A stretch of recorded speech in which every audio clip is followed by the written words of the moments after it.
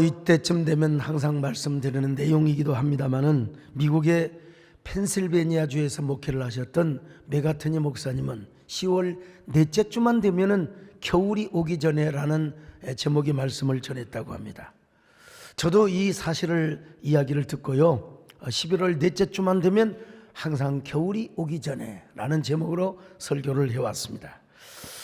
근데 이번에는 인문진답 시리즈 때문에 제가 그 설교를 놓쳤더니 지난주에 또 여러 성도와 몇몇 교육자들이 목사님 겨울이 오기 전에 왜 안 하십니까? 이건 뭐 내용이 거반 비슷한 내용인데 그래도 목사님의 시그니처 아닙니까? 그래서 오늘도 동일한 주제로 한 주 늦었지만 이런 말씀을 전하려고 합니다.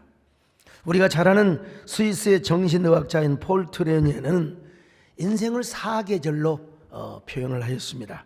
유아기부터 소년기까지는 인생의 봄이라는 거예요. 동산마다 푸성기가 파릇파릇 솟아나고 나뭇가지에 연초록의 잎새가 솟아나는 그때 인생의 막 새싹이 돋아나는 인생의 봄을 의미한다고 하죠. 봄의 대지는 푸르는 생명들이 스프링처럼 솟아납니다. 그 지평선의 푸른 소나타로 온 대지가 푸르르지요. 그러니 봄은 환상적인 생명의 교향곡을 연주하는 마에스트로가 아닐 수가 없습니다. 그러다가 왕성하고 싱싱하게 꽃피어나는 장년기가 있습니다. 여름이지요. 여름은 실록의 계절로 온 들녘과 산을 푸르게 만듭니다. 자, 그런데 봄과 여름 사이에 한 계절을 또 넣는다면 이게 바로 청년기라고 할 수 있습니다. 이 봄과 여름 사이의 청춘의 때를 생각하면 여러분 여기 청춘의 때도 있지만 대부분 다 중년층 아니겠습니까? 이야, 우리 청춘의 때 겁없이 뛰어들어도 정말로 기쁘던 날들, 웃고 어리던 날들이 얼마나 그리우십니까? 여러분 청년의 때가 기억나십니까? 그때가 얼마나 아름답습니까? 저는 그때 광주신학교 대학부 2학년 때 화순배감교에 첫 뛰어들어갔습니다. 누가 개척하다가 쫓겨난 동네에 제가 후임자로 가서 교인 한 명도 없어요. 교회도 없어요. 천막을 치고 교회를 시작하였습니다. 얼마나 고생을 했는지 4년 동안 직사게 세상에 누구만 빤다나 피똥 싸게 고생을 했습니다. 경상도 말로 쇠 빠지게, 전라도도 있죠. 쇠 빠지게 동네 어른들에게 침배침을 당하고 멱살을 잡히고, 여러분 그래도 그때가 얼마나 아름다운지 몰라요? 야, 그 시절 노래 부르고 싶습니다.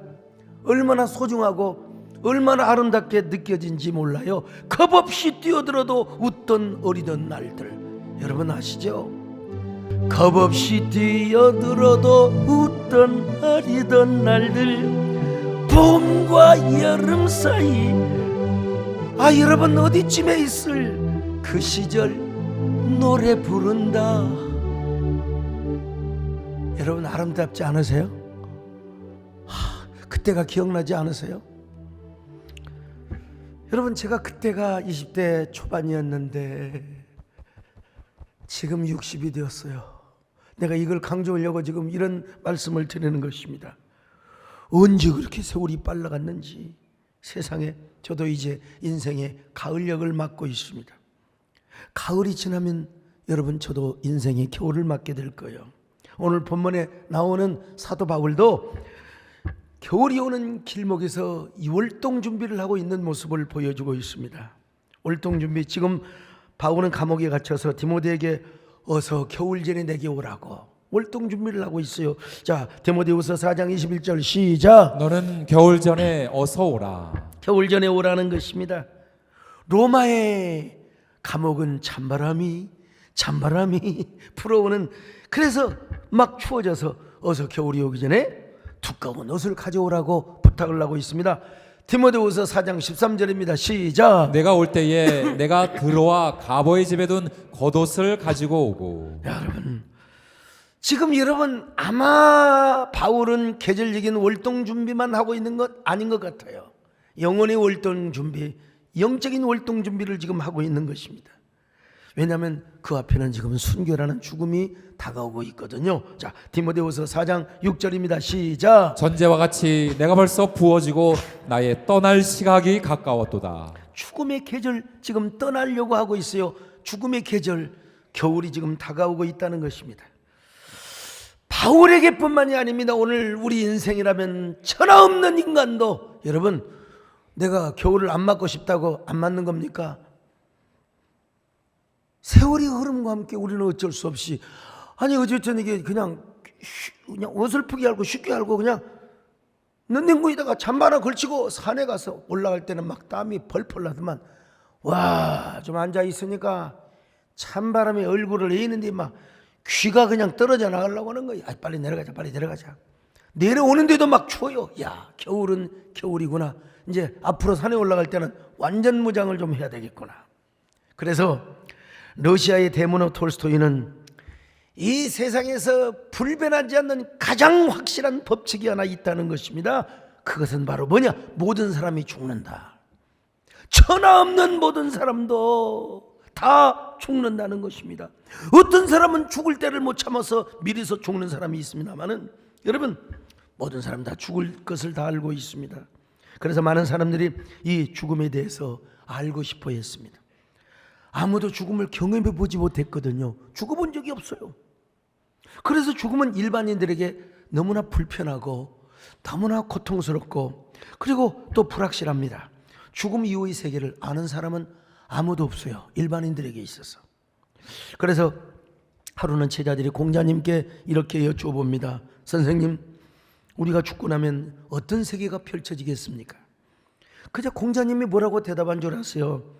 내가 이 세상의 일도 다 모르거늘 어떻게 죽음 이후의 세계를 알겠느냐? 내가 그 도를 아침에 깨달으면 나는 저녁에 죽어도 좋겠다.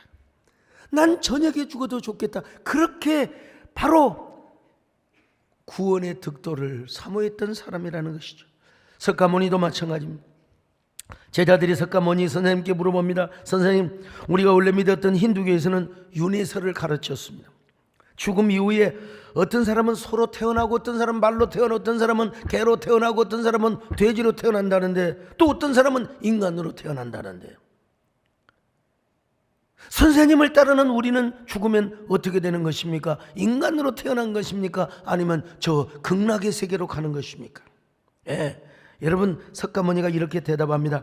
내가 살아있는 세계도 다 모르거늘 어떻게 죽음의 세계를 알겠느냐? 나도 한낱 진리를 찾아 헤매는 구도자에 불과하다. 나는 신이 아니라 구도자일 뿐이다. 그러므로 너 스스로가 부처가 되어라. 막 그런 의미에서, 여러분, 이 부처가 된다는 말은 무슨 말이냐면 득도를 하는 사람을 말합니다. 깨달음의 경지에 올라가서 무아지경에, 나도 무아지경을 많이 경험하긴 했는데 은혜 받고, 근데 어쨌든 그래서 불교에서는 최초의 부처는 누구냐? 바로 석가모니라고 이야기를 하는 겁니다. 여러분, 그렇습니다. 죽음은 어느 누구도 막을 수가 없습니다. 비켜갈 수가 없어요. 천하의 용맹한 창원도, 어떠한 제국의 태왕도, 여러분, 죽어야 할 존재의 힘을 전제하며 우리가 살아가고 있는 것입니다. 그래서 시편에 보면 에단이라는 시편 기자가 이렇게 고백을 했어요. 주님, 우리 인생을 어찌 그렇게 허무하게 창조하셨는지요. 자, 시편 89편 47절을 보십니다. 시작. 나의 때가 얼마나 짧은지 기억하소서. 주께서 모든 사람을 어찌 그리 허무하게 창조하셨는지요. 어찌 그리 허무하게 창조하셨는지요. 한 시대를 호령하며 절대 권력과 영광을 누렸던 다윗왕도 나이 먹고 보니까 고작 70세 살았어요. 그러면서 다윗이가 자신의 삶을 살펴보니까 세상에 손바닥만한 인생이라는 거예요. 자, 시편 39편 5절입니다. 시작. 주께서 나의 날을 한 뼘 길이만큼 되게 하심에 나의 일생이 주 앞에는 없는 것 같사오니. 여러분, 근동 지역의 대부분의 나라를 다 식민 통치 지배를 하였던 다윗 왕이 한 이야기요. 내 인생이 손뼘과 같고, 그리고 내 인생은 없는 것 같다, 이 말이에요. 잠깐이라는 거예요. 잠깐. 어제 저녁에 산에 가서 후레쉬를 살짝 켜놨더니 불나방이 오더라고. 야, 겨울에 불나방. 그래 내가 불나방한테 물어봤어요. 야, 너 얼마나 사니? 그랬더니 너 내일 새벽이면 죽어요, 그러더라고. 저가 하나님께서 다윗 같은 종이 되게 하리라. 그래서 야, 나 70까지만 살면 또 어떡하나 이런 생각도 해봅니다만은, 여러분, 제가 몇 년마다 한 번씩 고정적으로 단골 메뉴 이야기가 있지 않습니까? 그건 어린 시절에 땅 따먹기 했던 이야기입니다. 이거 항상 들어도 재미있잖아요. 어디서 하느냐? 우리 마당에서 하네요. 회관마당에서 합니다. 회관마당이 비교적 넓거든요. 거기서 고사리 같은 손을 뼘을 길어가지고, 그냥 나는 손이 여러분 여자 손처럼 적습니다. 근데 손을 펴가지고 약간의 사기성을 발휘를 해가지고, 손이 작으니까 잴 때는 똑같은데 살짝 1cm 더 해가지고, 자 보세요, 쫙 해서 싹 떼나요. 그러면 이 새끼 너는 왜 그러냐, 내가 언제 그러냐 이 새끼야 해가지고, 어쨌든 여러분, 이기고 보는 게 장땡입니다. 선거는 이기고 보는 거고, 모든 전쟁에서는 이기고 보는 거예요. 일단 땅을 따먹고 봐야 되는 겁니다. 그래서 내가 땅을 많이 차지했습니다. 예, 그때의 그 기쁨과 그때의 그 희열은 뭐라고 말할 수 있을까요? 근데 그렇게 많이 땅을 따먹고 회관 앞에 거의 절반 땅을 내 땅으로 다 만들었다 할지라도, 옛날 겨울에 왜 이렇게 저녁이 짧습니까? 점심 먹고 고구마죽 한 그릇 먹고 나가서 놀았는데 손을 홀 비비면서 분명히 땅을 많이 땄는데, 이제 해가 뉘엿뉘엿 땅거미가 짙어오기 시작하면 자 위쪽에서 저를 부르는 소리가 들립니다. 강사가, 우리 아버지 이름이요. 우리 아버지 소리입니다. 우리 어머니라, 강사가 이장지자지가 이놈아, 이놈아, 공부는 나라고 땅 따먹기다 이놈아. 그런 지청구도 지금은 참 그리운 추억이 되었습니다마는, 여러분, 그 어머니 아버지가 부르면 아무 할 말이 없어요. 먼지 툭툭 털고 손 툭툭 털고 집에 가서 매 맞고 밥 먹는 일밖에 없어요. 야, 너 땅 많이 따먹었냐? 야, 대단하다, 기쁨 좀. 그럼 우리 아버지가 얼마나 좋으시게. 이놈의 자식 공부를 안 하고 이 맞아 죽일 놈의 자식 그냥 혼나는 일밖에 없죠. 아무리 회관 땅을 많이 차지한들 무슨 소용이 있겠습니까? 여러분, 더 이상 그 땅은 내 땅이 아니에요. 다음에 가서 보면 선만 그어졌지 그 땅은 내 땅이 아니라 회관 땅입니다. 여러분, 우리 인생이 착각을 하고 있습니다. 좀 더 좋은 아파트에 살고, 좋은 집에 살고, 테라스 하우스에 살고, 화장실이 3개, 4개, 5개 있는 이런 집에서 살고 싶고, 마당이 넓은 잔디구장에서 거기서 테니스도 치고, 거기서 그냥 배드민턴도 치고, 막 땅을 늘리고 돈을 많이 가지고 막 수편을 모아놓은들, 하늘에 하나님께서 우리를, 야 그만 와라, 그만 살고 그만 와라, 우리를 부르신다면, 여러분, 우리는 훌훌 털고 가야 돼. 그때 하나님 앞에 가지고 갈 건 하나도 없습니다. 땅을 가져갑니까? 여러분, 어떻게 어디에서 반스 속에다가 여러분 그 수표를 여러분 화장하면 다 날아가 버려요. 가져갈 거 하나도 없어요. 여러분, 우리가 주님 앞에 해놓은 것밖에 없습니다. 가져갈 건 아무것도 없다는 것입니다. 여러분, 인생은 마치 5 손가락으로 마을 회관 앞에 흙바닥을 그려놓은 선과 같은 것입니다. 지나고 나면 흔적만 남을 뿐. 그러므로 인간의 욕망과 탐욕의 몸부림도 결국 불꽃 앞에서는 팔락거리는 불나방에 불과하다는 것이죠. 그토록 몸부림치며 이루어냈던 나의 부와 성공과 명예와 권력, 이게 다 지나가는 것들이요, 때가 오면 한 줌의 재가 되는 거예요. 여러분, 그렇다고 여러분 성공하지 말라는 게 아니에요. 여러분, 열심히 살아야 됩니다. 그러나 우리가 하나님이 없는 성공, 은혜 없는 성공, 나 혼자 이루어진 성공은 그건 언젠가 한 줌의 잿더미로 돌아가게 된다는 거. 언젠가 하늘에서 우리를 오라고 손짓하면 털고 가야 한다는 거예요. 그런 의미에서 여러분, 최희준 선생님은 인생은 뭐라고 그랬어요? 벌거숭이라고 그랬어요. 벌거숭이. 여러분, 다 옷 입고 왔지만 하나님 앞에는 다 벌거벗은 상태로 가야 되는 거예요. 인생은 벌거숭이, 빈손으로 왔다가 빈손으로 가는가 강물이 흘러가듯 여울적하는 길에 정일랑 두지 말자 미련일랑 두지 말자 이렇게만 이제 끝나면 안 되죠. 자 여기서부터는 다 해야 됩니다 여러분요. 인생은 누구든지 하나님을 섬기며 예수님을 믿어야 산다. 여러분 좋지 않아요? 다시 한번 해봐요. 인생은 누구든지 하나님을 섬기며 예수님을 믿어야 산다. 성경에 보면 솔로몬도 그런 말을 계속하고 있습니다. 우리 인간이 산다는 것 자체가 헛되다는 거요. 전도서 1장 2절을 봅니다. 시작. 전도자가 이르되 헛되고 헛되며 헛되고 헛되니 모든 것이 헛되도다. 이런 헛된 세상 속에서도 막 뭔가라도 하나든지 잡으려고 막 움켜쥐려고 이게 뭐냐? 바람을 잡는 것과 같다는 거예요. 1장 14절입니다. 시작. 내가 해 아래 생하는 모든 일을 보았노라. 보라 모두 다 헛되어 바람을 잡으려는 것이로다. 여러분 바람을 잡아본 적이 있습니까? 바람을 어떻게 움켜잡아 본 적이 있으세요? 지구상에 바람을 잡은 사람은 없습니다. 바람을 잡은 사나이 없어요 여러분요.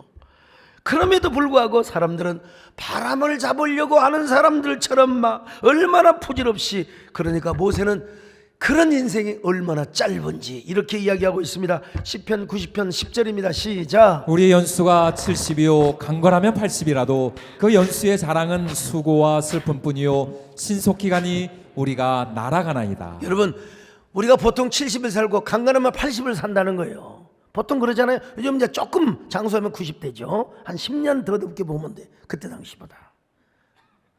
그런데 이 인생이 뭐냐? 날아가는 인생이라는 거예요. 비행기를 타는 인생이요. 얼마나 빨라 버리는지. 근데 그 빠른 인생 가운데도 뭐가 많느냐? 수고와 슬픔이 많다는 거예요. 수고와 슬픔이 많아요. 내가 물어봤어요. 교인들에게 지난주에 설교하면서. 여러분 정말 인생을 살면서 형통한 날이 많았습니까? 공고한 날이 많았습니까? 우리 정권사는 빼놓고는 다 공고한 날이, 나도 공고한 날이 더 많았습니다. 배장로님 요즘 뭐 잘 나간다고 형통합니까? 지내놓고 보니까 곤고한 날이 더 많았잖아요. 제주도에 별장 탁 사놓고 비행기 타고 왔다 갔다 하시면서 그러니까 뭐 형통한 날이 많다고 할 수도 있겠지만 아니요. 인생은 다 모세를 보세요.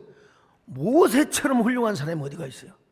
모세를 따라잡을 사람이 여기 누가 계십니까? 없어요 여러분요. 근데 모세도 자기 인생을 돌아보니까 수고와 슬픔이 많다는 것입니다. 자 그러면 우리는 어떻게 이런 짧은 인생을 살아가는데 영혼의 계절 준비를 해야 될 거 아니겠어요? 월동 준비를 해야지. 영적인 월동 준비. 어떻게 해야 되느냐? 우리가 영원히 살 길을 찾아야 합니다. 우리가 영원히 사는 길을 찾아야 합니다. 예일 대학교의 셀리 케이건 교수는 죽음이란 무엇인가 라는 책을 썼습니다. 이 책을 읽으면 우리의 삶이 왜 그토록 소중한가를 느끼게 되어 있습니다. 그는 죽음을 앞둔 우리가 어떻게 살아가야 하는가에 대한 물음을 스스로 쉼없이 던지며 그 해답을 찾아가는 그 여정이 바로 우리의 삶의 과정이라고 이야기합니다. 그런 의미에서 지금 죽음보다 중요한 게 뭐냐? 여러분 우리가 지금 현재 살아있는 것이 중요하다는 것입니다.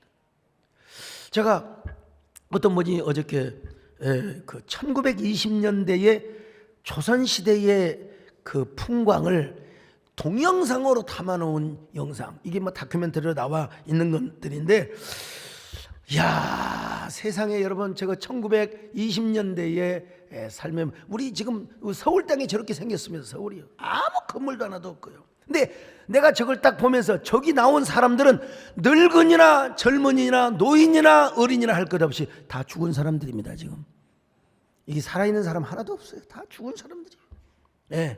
그런 의미에서 여러분, 삶이라는 게 얼마나 소중하고 지금 이 시간 우리가 이 자리에 앉아 있고 살아 있고 숨쉬며 그리고 예배를 드리고 있는 이 자리가 얼마나 소중한 자리인가 깨달아지시기를 바랍니다.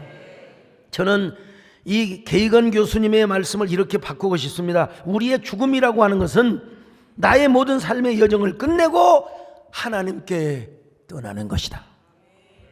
아니, 그리스도인에게 있어서 진정한 죽음이란 참된 영생을 선물로 받은 우리 모두가 하나님 아버지의 품으로 가는 것이다. 영국의 엘리자베스 여왕을 모르는 사람 없을 거예요. 다 들어봤잖아요. 그녀의 부귀와 영광, 권력은 누구와도 바꿀 수가 없어요. 절대적이었습니다. 여러분, 그 나라에는 해가 지지 않는다고 했어요. 해가 지지 않는다고요. 그녀의 옷이 얼마가 있는 줄 아세요? 옷이 3,000벌, 3,000벌, 3,000벌. 우리 남진 장로는 옷이 몇 벌이 있는지 모르지만 연예인들은 좀 많잖아요. 3,000벌. 그의 보석들은 셀 수가 없어요. 그 보석함을 열어놓고 막 눈이 부실 정도로 얼마나 많은 보석이 많아. 그런데 그녀가 죽을 때가 되었어요. 왕실의 주치의가 있지 않겠습니까? 주치의에게 나 제발 3년만 더 살게 해달라고. 여러분, 의사회가 모든 의사가 사람을 다 죽은 사람을 살릴 수 있으면 얼마나 좋겠습니까? 그에게는 그런 능력이 없었습니다. 그래서 그녀가 죽을 때 이렇게 외쳤습니다. 나의 모든 소유물을 잠시의 시간과 바꾸자. All my possessions for my moment of time. 잠시의 수간과 나의 모든 소유를 바꾸자고 했지만은 그 한마디를 남기고 역사의 무대에서 사라졌어요. 누구를 막론하고 사람은 죽음을 앞두고 아쉬워하고 불안해합니다. 죽음 앞에서 공포감을 갖게 되어 있어요. 왜냐하면 인생은 연기 속에 죄를 남기고 말없이 사라지는 것과 같기 때문에 그렇습니다. 여러분, 옛날에는 매장 문화였지만 요즘은 이제 너무 이제 국토가 자꾸 이게 막 그냥 묘지화되고 그러니까 화장 문화로 바뀌잖아요. 옛날에는 불교에서만 화장을 하지만 이제는 뭐 우리 기독교에서도 화장을 받아들이고 있는 추세입니다. 그러니까 인생은 뭐냐 가만히 보면은 연기 속에 죄를 남기고 말없이 사라지는 모닥불과 같은 것입니다. 여러분, 모닥불 피워보셨어요? 여러분, 인생은 연기 속에 죄를 남기고 말없이 사라지는 모닥불 같은 것. 제가 비록 신도시에서 목회를 한다고 하지만은 저는 시골 촌놈 출신이에요. 그래서 목가적인 삶을 추구합니다. 겨울이 되면은 서재에다가 벽난로를 떼고 삽니다. 벽난로에 쓰이는 재료가 뭔 줄 아세요? 소나무도 아닙니다. 아카시아 나무는 더더욱 안 됩니다. 참나무입니다. 참나무. 오래 타기 때문에 그렇습니다. 그런데 막 난로가 타오를 때는 막 뭐라도 막 그냥 삼킬 듯이 다 막 그냥 기세가 막 그냥 얼마나 타오른지 몰라요. 시간이 조금 두어 시간 지나면요, 아무리 참나무라도 불이 사그라들게 되어 있습니다. 그러다가 연기 속에 죄를 남기고 어디론가 떠나버리는 게 뭐요? 불이라고 하는 게요. 좀 있으면 죄가 되는 겁니다, 여러분. 우리 인생도 연기 속에 죄를 남기고 말없이 사라지는 모닥불과 같은 존재입니다. 그래서 많은 사람들이 죽음을 불편해합니다. 죽음을 두려워하게 되어 있어요. 왜냐하면 죽음 이후에는 반드시 심판이 있거든요. 복음이 들어오기 전에도 죽음 이후에 염라대왕이 심판을 한다, 이런 생각을 가지고 있었어요. 사실 죽음 이후의 세계에 대해서는 정확하게 말해주는 경전은 없습니다. 성경 외에는 없습니다. 어느 종교에서도 죄 문제와 죽음의 문제를 확실하게 해결해주는 말씀을 찾아볼 수가 없습니다. 그런데 죽음 이후에 영원한 세계를 정확하게 해결해주고, 그리고 죄 문제와 죽음의 문제를 다 통째로 완전히 해결해주는 이러한 원리, 지혜, 그리고 도를 성경에서 가르쳐 줍니다.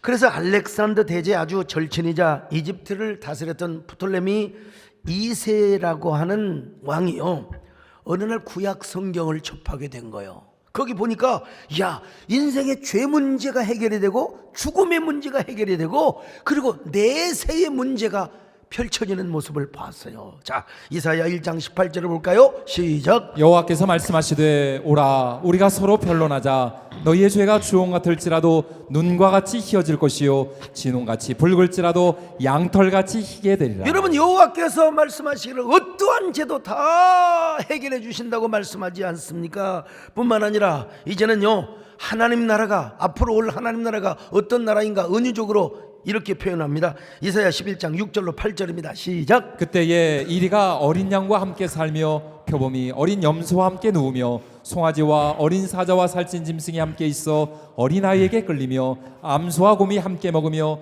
그것들의 새끼가 함께 엎드리며 사자가 소처럼 풀을 먹을 것이며 젖먹는 아이가 독사의 구멍에서 장난하며 젖된 어린아이가 독사의 굴에 손을 넣을 것이라. 여러분, 사자와 어린아이가 함께 손을 넣고 놀고 그리고 독사골에다가 어린아이가 손을 넣어도 물지 않는, 그야말로 인간으로서 표현할 수 없는 최고의 어떤 기쁨의 세계, 낙원의 세계를 이렇게 표현해 놓고 있어요. 여러분, 이 말씀 생각하면 옛날에 우리 불렀던 노래가 기억나죠? 사막에 샘이 넘쳐 흐르리라. 사막에 샘이 넘쳐 흐르리라. 사막에 꽃이 피어 향내 내리라. 주님이 다스리는 그 나라가 되면은 사막이 고통산대. 사자들이 어린 양과 뛰놀고 어린 띠들 함께 뒹굴 장사는 기쁨의 은혜가 이제 섞이오리라. 자, 그래서 여러분, 프톨레미 2세가 이거구나 wonderful amazing grace. 당신은 여러분, 그리스 나라가 모든 그 나라를 지배했기 때문에 공용어가 코인의 헬라어였어요. 헬라어 그리스어였습니다. 그래서 프톨레미 2세는 예루살렘의 대제사장 엘라살의 도움을 받아서 이스라엘의 12지파 한 지파에서 6명씩 아주 헬라어에 능통한 사람들을 착출해 가지고 구약의 율법서를 헬라어로 번역을 하게 합니다. 그래서 그걸 가지고 알렉산드리아 박물관에 소장을 하도록 했고, 그 내용을 프톨레미 2세는 많은 사람들에게 봐라, 여기 내세의 문제가 해결되어 있다, 우리 인간의 죽음의 문제가 해결되어 있다, 이렇게 전했다고 합니다. 그리고 그날 72명은 율법서뿐만 아니라 이제 그 선지서까지 번역을 해가지고 총망라해서 이걸 뭐라고 하냐, septuagin트 70인역이라고 하는데, 여러분, 특별히 구약 성경에 보면은 앞으로 우리 죄 문제와 죽음의 문제를 해결하실 메시아를 소개하고 있거든요. 자, 이사야 53장 1절로 3절입니다. 시작. 우리가 전한 것을 누가 믿었느냐? 여호와의 팔이 누구에게 나타났느냐? 그는 주 앞에서 살아나기를 연한 순 같고 마른 땅에서 나온 뿌리 같아서 고운 모양도 없고 풍채도 없은즉 우리가 보기에 흠모할 만한 아름다운 것이 없도다. 그는 멸시를 받아 사람들에게 버림받았으며 간고를 많이 겪었으며 질고를 아는 자라. 마치 사람들이 그에게서 얼굴을 가리는 것 같이 멸시를 당하였고 우리도 그를 귀히 여기지 아니하였도다. 마침내 250년 후에, 그러니까 250년 전에, 예수님 오시기 전에 250년 전에 바로 이 septuagin트 70인역이 번역이 되었는데, 정확하게 250년 후에 고난받는 메시아, 질고받는 메시아 예수님이 오셨습니다. 근데 여러분, 이 예수님이 오신 사건이 얼마나 중요했으면, 예수님이 오시기 전에 역사를 BC, 그리고 예수님이 오시기 전 이후를 바로 AD라는 역사의 분기점으로 삼았어요. 이걸 누가 했느냐? 예수님의 제자들만. 예수님의 제자들은 그럴 능력이 없어요. 사도 바울이 전한 복음이 로마 황실에까지 들어가서 사람들을 다 변하고 바꿨습니다. 로마 황제와 황실 사람들, 그리고 원로원 회원들이 다 보니까, 이야, 정말 이 땅에 메시아가 오신 그날을 우리는 역사의 분기점으로 삼자. 그래서 BC와 AD로 이렇게 나누게 된 겁니다. 또한 그들은 예수님이 십자가에 죽으시고 부활하신 날을 영원한 기념절기로 삼았습니다. 누가 이걸 합니까? 예수님의 제자들이 자기들이 무슨 능력이 있다고 합니까? 여러분, 그렇게 기독교를 핍박했던 로마 황제와 원로원이 그걸 인정한 겁니다. 예수님이 부활하신 날을 이제 영원한 공휴일로 선포한다. 못하게? 예배드리라고 여러분요. 예배드리라고 여러분. 예수님을 믿는 사람들은 누구나 다 하나님께 예배를 드리는 공휴일로. 그래서 지금까지 공휴일이요. 요즘은 시대가 좁아가지고 놀토까지 있잖아요. 이제 토요일까지. 토요일은 뭐 하느냐? 예배를 준비하는 날입니다, 여러분. 예배를 준비하는 날. 누가 이것을 마음대로 만들 수 있어요? 그때 힘 있는 로마 제국이, 로마 황제와 로마 원로원이 이런 일을 결정함으로써 이 문화가 서양에, 이 문화가 나중에는 우리나라에까지 와가지고 바로 인생의 죄 문제와 죽음의 문제를 해결해 주실 수 있는 분, 예수 그리스도만이 그분이거든요. 신약 성경에 보면 바로 주님께서 이렇게 말씀하셨어요. 자, 요한복음 1장 12절 시작. 영접하는 자 곧 그 이름을 믿는 자들에게는 하나님의 자녀가 되는 권세를 주셨으니. 바로 예수 그리스도를 믿는 사람은 하나님의 자녀가 되었다는 것입니다. 우리 하나님 나라에 갈 길과 진리와 생명은 오직 예수라는 거예요. 자, 요한복음 14장 6절입니다. 시작. 예수께서 이르시되 내가 곧 길이요 진리요 생명이니 나로 말미암지 않고는 아버지께로 올 자가 없느니라. 우리 예수님의 길과 진리요 생명이요, 이걸 알고 있는 사람은 복입니다. 아시기를 축원합니다. 믿고 계시면 아멘합니다. 그뿐입니까 여러분? 예수님 이렇게 말씀하셨어요. 나는 부활이요 생명이니 나를 믿는 자는 죽어도 살겠고 무릇 살아서 나를 믿는 자는 영원히 죽음을 맛보지 아니할 것이라고. 요한복음 11장 25절로 26절을 같이 보시겠습니다. 시작. 예수께서 이르시되 나는 부활이요 생명이니 나를 믿는 자는 죽어도 살겠고 무릇 살아서 나를 믿는 자는 영원히 죽지 아니하리니 이것을 내가 믿느냐. 여러분, 예수님께서 부활하신 부활의 주인공, 그러므로 부활이 있다면 우리의 부활도 있음을 확실하게 믿으시기를 바랍니다.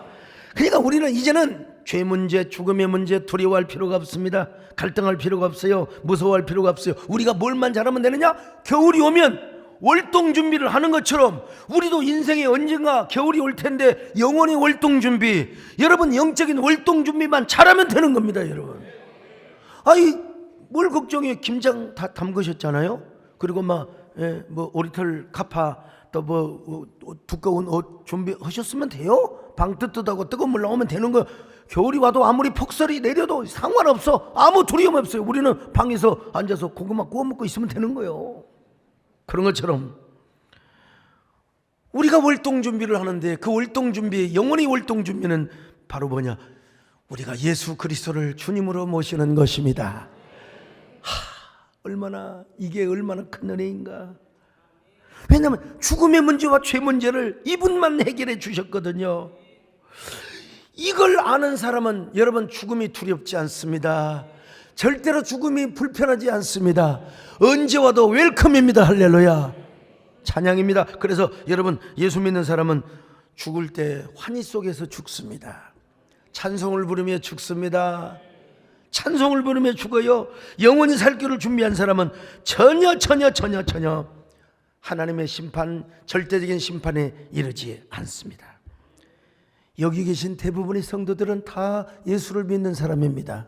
근데 오늘 처음 오신 분들, 오늘 방송을 통해서, 유튜브를 통해서 또 처음 이 말씀을 듣는 분들, 오늘 여러분, 우리가 영원히 살 길은 예수님을 만나는 길밖에 없습니다. 예수 그리스도를 믿으시기를 바랍니다. 이분을 영접하시기를 바랍니다. 왕으로 모시기를 바랍니다. 우리 인생에서 가장 성공한 사람이 뭐예요? 예수 그리스도를 만난 사람입니다. 여러분, 이 세상에서 가장 복된 일이니 뭔 줄 아십니까? 예수님을 구주로 믿는 것입니다. 그래서 우리가 이런 노래를 부르지 않습니까 여러분? 나의 평생에 가장 복된 일이 내가 예수님을 만난 것이라.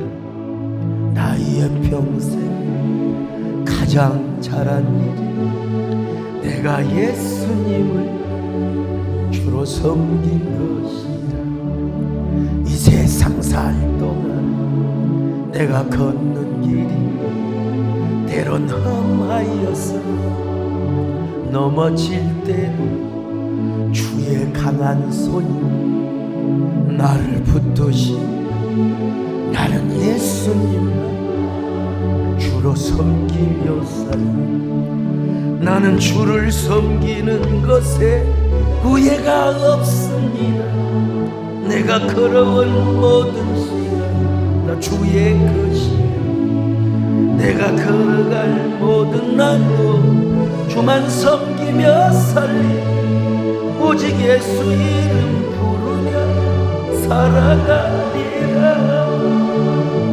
이것이 나의 간증이요 이것이 나의 찬송일세.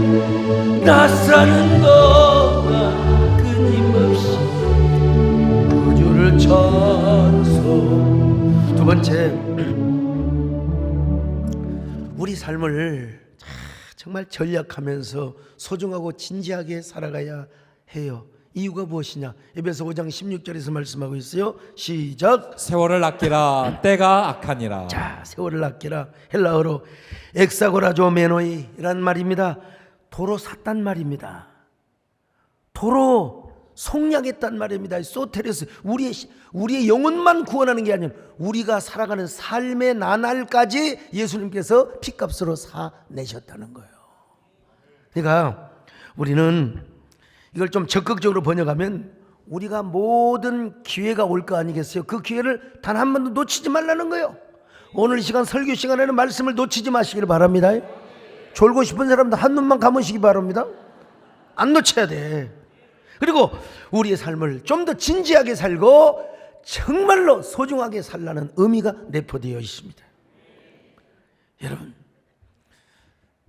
저 놀기 제가 어때요? 김희수 집사님, 놀기를 좋아했겠어요? 공부하기를 좋아했겠어요? 놀기를 좋아하지. 지금도 놀기 좋습니다. 영화도 보고 음악도 듣고 그냥 뒹굴뒹굴.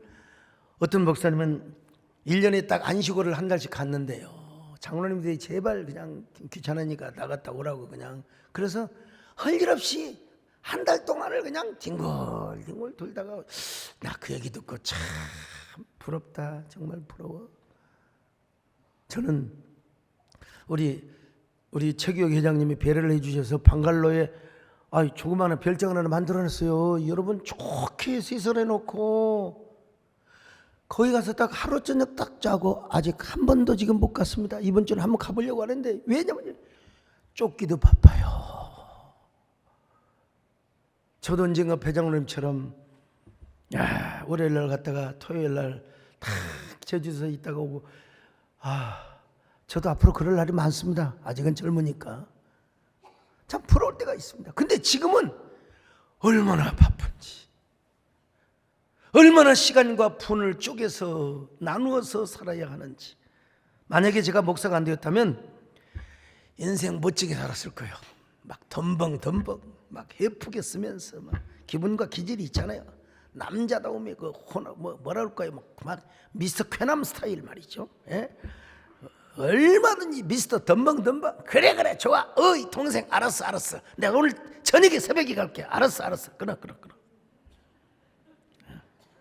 그러나 하나님께서 저 같은 사람 말고 좀 차분한 우리 권영환 장로님이나 저기 강정진 장로님, 고지식 같은 저런 분을 목사로 부르면 교회는 부흥이 안 될 거야 아마. 그런 사람 부르시지. 하나님께서 저 놀기 좋아하고 먹기 좋아하고 하기 좋아하는 사람을 불러가지고 곁눈질할 새도 없이 분초를 다투며 살아가고 있는 게, 이건 진짜 제 뜻이 아닙니다. 하나님의 은혜입니다. 뭐가 그렇게 대수라고 무슨 핵처치라는 책을 또 쓰는가 하면 또 그냥 금방 몇 주 만에 또 시집이 또 한 건 나와가지고 너라는 계절이 내게 왔다. 이건 뭐 정말 제가 얼마나 열심히 사는 줄 아십니까? 얼마나 힘들게 사는 줄 아세요? 여러분, 그래서 우리는 주님 앞에요, 후회 없이, 물러섬 없이, 아낌없이, 미련 없이, 절대로 후회하지 않고 하나님 앞에 가서 하나님, 부족하지만 이렇게 열심히 살다 왔습니다. 소중하고 진지하게 인생을 살다 왔습니다. 이렇게 고백하는 여러분 되시기를 바랍니다. 여러분 되시기를 바랍니다. 마지막으로 이제 받은 사명 붙잡고 살아가야죠. 사명도 때가 있습니다. 때는 목욕탕에만 있는 게 아니에요. 사명도 때가 있습니다, 여러분. 제가 여러분 한동안 이렇게 바삐 쓰임 받지만 언젠가 저도요 한갈 때가 있을 겁니다. 너만의 시간을 즐겨라 하고 하나님께서 은퇴한 이후에 하나님이 아마 저를 한가하게 또 살게 해줄 때도 있을지 몰라요. 그러나 지금은 내가 지금 하나님 앞에 여러 가지로 쓰임을 받기 때문에 제가 정말 바쁘게 살아갑니다. 근데 하나님께서 주신 사명이 있는데도 불구하고 이 사명을 미루고 차일피일 미루고 이런 사람은 뭐 어떤 사람이냐? 뻥쟁이에요. 뻥쟁이. 그래서 야고보 선생님이 이렇게 얘기했습니다. 야고보서 4장 13절로 14절 시작. 들으라, 너희 중에 말하기를 오늘이나 내일이나 우리가 어떤 도시에 가서 거기서 1년을 머물며 장사하여 이익을 보리라 하는 자들아, 내일 일을 너희가 알지 못하는도다. 너희 생명이 무엇이냐? 너희는 잠깐 보이다가 없어지는 안개니라. 보통 우리가 사업을 할 때 막 프로젝트를 세우잖아요. 5차년 1차에서 뭐 3년 계획, 그 다음에 또 5년 계획, 7년 계획 해가지고 얼마가 되면 얼마 이익을 남기고 얼마 차익이 생겨가지고 얼마 내가 뭐 재벌 몇 순위 올라가고 이런 그 프로젝트가 있어요. 근데 여기서 뭐라고 한 줄 아세요? 너희 생명이 무엇이냐? 너희는 잠깐 보이다가 사라지는 안개와 같다 그랬어요. 너 언제 죽을지 모른다는 거예요. 예. 그런데도 불구하고 막 장담을 합니다. 나는 이 도시에 가서 몇 년 동안, 나는 베트남에 가서 몇 년 동안 일해서 돈을 얼마나 벌고, 내가 저기 후진국인 저기 어디요, 저 방글라데시에 가서, 인도에 가서 내가 사업을 투자해 가지고 얼마간의 돈을 벌고. 근데 사명도 감당하지 않고 하나님 없이 자기 혼자 성공하려고 하는 사람, 이거 다 실언증 내지는 허언증 환자가 될 수가 있어요. 말은 그렇게 해요. 목사님 5년만 참아주세요. 내지 5년만 참아주세요. 내가 목사님 내 교회 하나 다시 짓도록 하나 만들어 드리겠습니다. 여러분 이게 다 대부분 허언증이 불과할 수가 있어요. 지금 작은 것에 충성하는 자가 큰 것에도 충성할 수 있고요, 지극히 적은 일에 충성하는 자가 큰 일에도 충성하는 거예요. 지금 충성할 때입니다, 여러분요. 사명도 때가 있다. 옆 사람 모시고 인사 좀 하세요. 사명도 때가 있답니다. 그래서 여러분 야고보서 4장 15절로 17절 한번 볼까요? 시작. 너희가 도리어 말하기를 주의 뜻이면 우리가 살기도 하고 이것이나 저것을 하리라 할 것이거늘 이제도 너희가 허탄한 자랑을 하니 그러한 자랑은 다 악한 것이라. 그러므로 사람이 선을 행할 줄 알고도 행하지 아니하면 죄니라. 지금 선을 행하고 지금 하나님 앞에 주신 미션을 감당할 수 있는데도 안 하고 막 그냥 말로만 하나님 뜻이면 내가 하나님 앞에 돈 벌어서 이렇게 하겠습니다, 목사님 10년만 기다려 주세요. 이게 다 허언증이라는 거예요. 이게 지금 잘해야 된다는 거예요. 지금 사명을 감당하시기를 바랍니다. 물론 여러분의 계획을 세우지 말란 말이 아니에요. 잘하세요. 그러나 지금 잘하시기를 바랍니다. 지금 우리 인생은 아침에 사라지다가 잠깐 보이다가 없어지는 안개와 같기 때문에 그렇다는 거예요. 오늘 여러분 그런 의미에서 우리 결단합시다. 영원히 살 수 있는 길을 선택하게 하옵소서. 내 인생을 소중하며 진지하게 살게 하여 주시옵소서. 그리고 지금 사명을 감당하며 사명의 길을 걸어가게 하여 주시옵소서. 그런 영혼의 월동 준비를 잘하는 저와 여러분 되시기를 주님의 이름으로 축원합니다. 이제 내가 살아도 주의 결국 이제 내가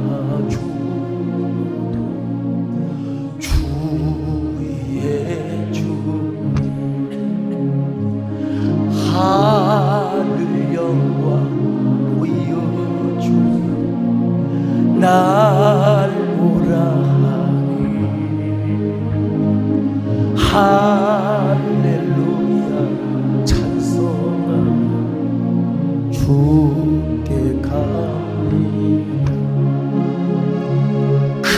영으로만 사나 죽으나 주님의 것이요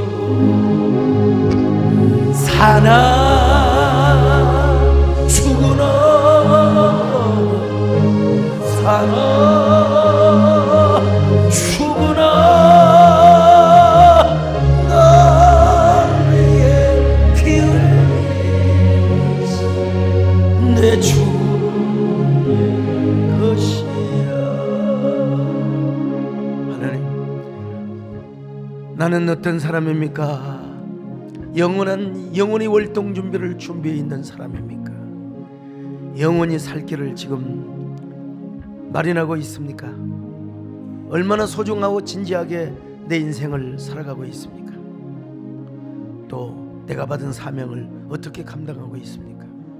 주님, 영혼의 월동 준비를 잘하게 도와주옵소서. 언제든지 주님이 부르시면 우리는 주님 앞에 미련 없이 떠날 수 있는 그런 삶을 살 수 있도록 준비하고 대비하는 삶을 살게 하여 주옵소서. 그러나 우리에게 건강을 주시고 우리에게 더욱더 장수의 복을 주셔서 우리 하나님 앞에 더 귀하고 위대하게 쓰임받는 저희들 되게 하여 주시옵소서. 예수님의 이름으로 기도드리옵나이다. 아멘.